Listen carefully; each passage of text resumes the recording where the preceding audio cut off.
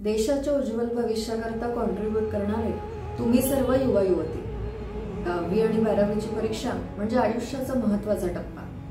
त्याकरता तुम्हा सर्वांना शुभेच्छा देण्याकरता हा छोटासा व्हिडिओ. मुख्य म्हणजे या व्हिडिओमधील सर्वच गोष्टी तुम्हाला माहिती आहेत किंवा तुम्ही जाणता, परंतु त्याचं इम्प्लिमेंटेशन होत नाही. त्याकरताच हा व्हिडिओ. या छोट्या छोट्या गोष्टी आपण केल्याने निश्चितच आपण आपल्या ध्येयापर्यंत अगदी सहजतेने पोहोचू शकतो.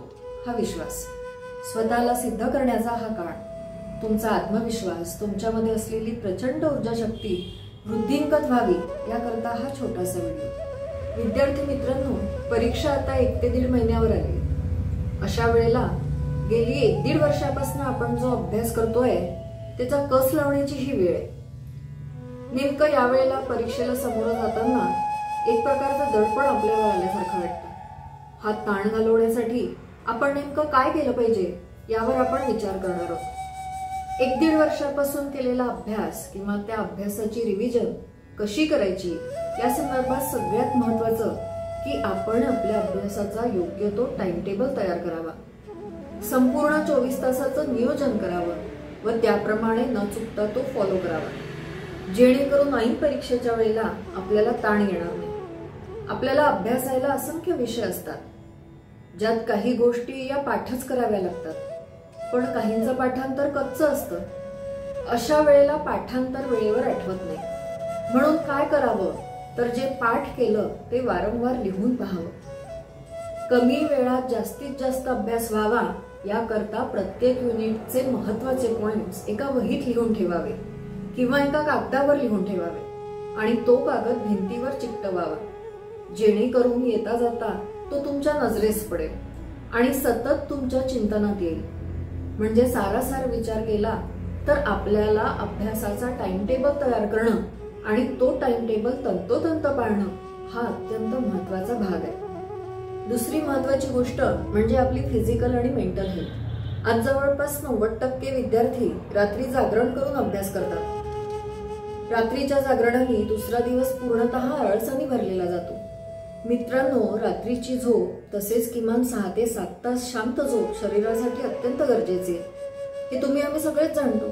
आता परीक्षेच्या काळात तुमची फिजिकल हेल्थ आणि मेंटल हेल्थ तुम्हीच जपणं अत्यंत गरजेचं आहे.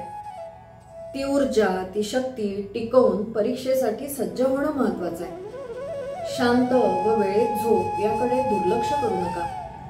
यापुढे आता परीक्षा होईपर्यंत जागरण न करता पहाटे उठून अभ्यास करावा असं तज्ञ सांगतात. पहाटेचा अभ्यास हा दीर्घकाळ टिकतो आणि कायम स्मरणात राहतो.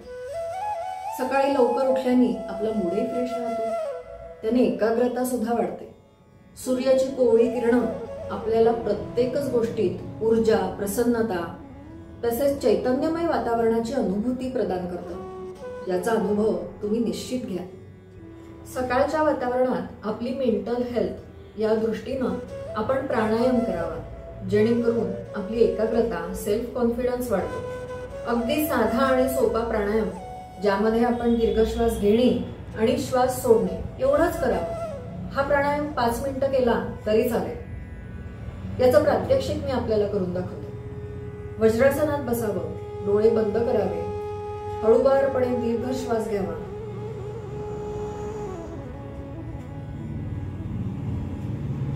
आणि हळूवार तो सोडावा.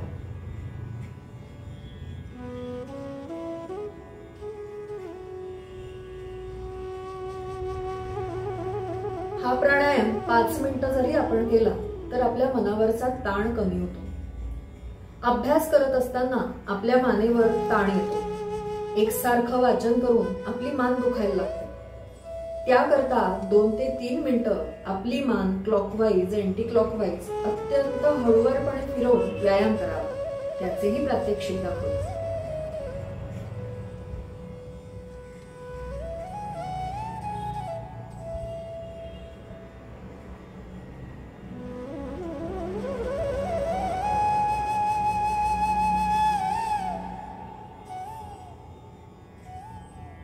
आता अँटी क्लॉकवाईज.